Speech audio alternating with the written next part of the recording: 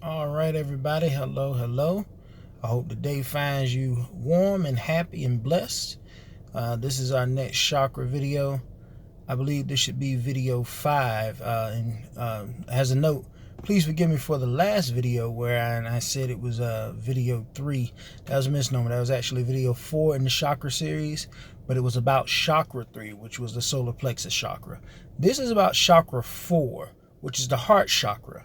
It's located basically right about in the center of the chest, right over your heart area, right in this area here.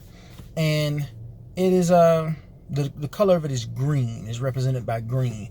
Now, this chakra is of immense importance for a lot of different reasons. We're going to go into a couple of them as we go on, but it's one of my favorite chakras. It's a chakra that I feel a lot of my movements and instincts and desires, they funnel through that. Now, granted, instincts and desires do come from down a bit further, round about your what do you want to call it, the navel chakra, but or rather they call it the sacral, but they funnel, all the energies work together. They funnel up through, and I believe a lot of my instincts and stuff does run through my heart, tempered with the love that is found there. That's basically what this chakra is about. It is a housing of love and compassion, and the things that love and compassion work through. Now, my personal beliefs is that love and compassion should be in just about everything that we do, or better said, in everything that we do. Since that being the case, it is a large energy center. Now, all the energy centers are relatively the same size. When I say large energy center, what I mean is that for me personally, there's a great deal of energy that funnels through it at various times. I do work to keep my chakras very well balanced. I do go through meditation for cleansing and such like that. But there's oftentimes in the work that I do, especially healing, that a lot of I feel a lot of energy come from that area. So now, why is it important? It says basically to govern how we both give and receive love, how we show and receive compassion and care.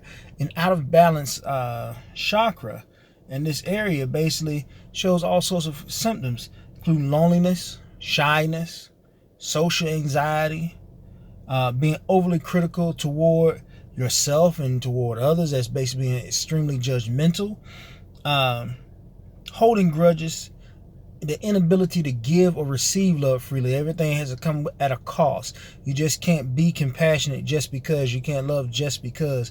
Everything comes at a cost for you. You know, I'm not going to do this for you because you have never done anything for me, that sort of thing. Suspicion and fear, especially when it comes to friendships and your romantic relationships. That chakra being in balance has a lot to do, and there's a lot of people with an imbalance in that particular chakra, but it has a lot to do with how we perceive the world around us when it comes to dealing with our interpersonal relationships. And instead of looking for the good in people, we oftentimes look for the bad. Instead of looking for the good things that they bring to us, when we're entering into dealing with them, we look for what they're going to take from us. That's an out of balance chakra.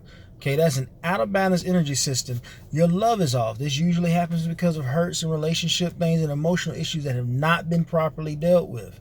It is very important to deal with those things. Okay, now some of the ways of clearing the chakra, of course, includes your diet and exercise, Tai Chi, yoga, those type of energy practices, of course, clear this chakra as it does with all chakras. But you're also going to have to learn how to deal with your emotions. You're going to have to learn how to make wise decisions about your emotions and how to protect your emotions. That does not mean shutting people out, but it does mean that you do not have to allow everybody into the deepest points of you. Therapy also helps. If there are things that you need to talk through, to work out, introspection is a good thing, as in looking inside and seeing what types of things you may have issues with. I speak about things that I've dealt with myself. Again, this is a very important chakra to me.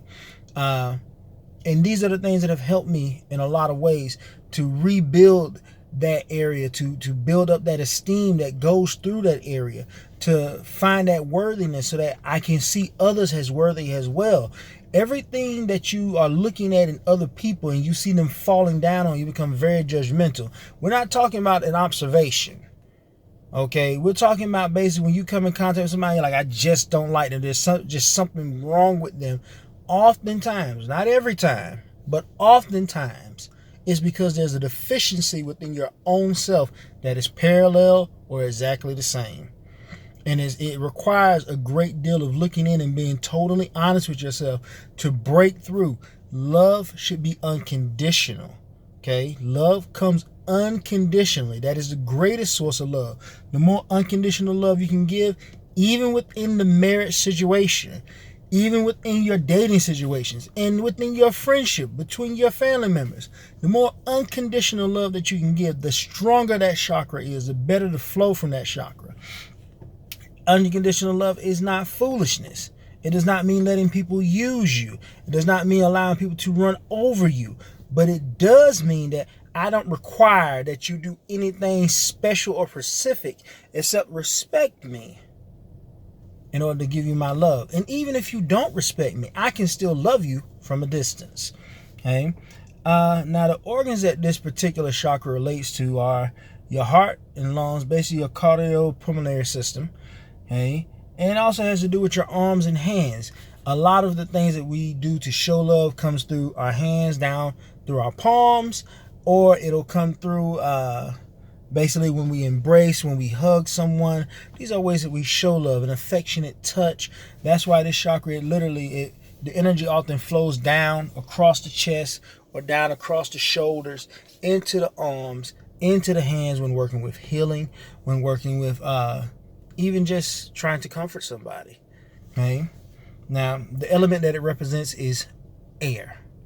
It is that breath, that cooling breeze. It is that warm wind in the springtime and in the summertime. It is that comfortable breeze. It is that thing that ruffles your hair. That is what this represents. Love can become a tempest, a whirlwind. The power of the wind is not to be trifled with. It can become a hurricane if not properly kept in check. But even with all of that, it is also one of the gentlest energies out there. So we have the air, basically, or in some circles they call it spirit. A lot of people, depending on what your practices are, they look at air and spirit as the same. I don't have a problem with that. Spirits, being a mithril being of the energetic field, often move like the wind. And I don't mean as far as speed. I mean in the way that they are interacting, that they touch you. That raising of the hairs on the body when you feel somebody close, that's energy that's causing your body to react. Oftentimes the wind will breeze by and cause a very similar reaction. So interchanging spirit and wind, I don't have any issues with that. That is something that people often do. And the thought behind this one, again, which we've already been talking about, is I love. If you're looking to heal this chakra, one of the best places to start is to look at, what do I love about myself? You cannot love properly anybody if you can't love yourself first. So the question is, I love the way I look. I love the way I think. I love that I'm compassionate towards people. I love that I have a desire to heal. I love that I have faith. I love that I enjoy reading. Whatever it is, look into those things. Build that up inside yourself.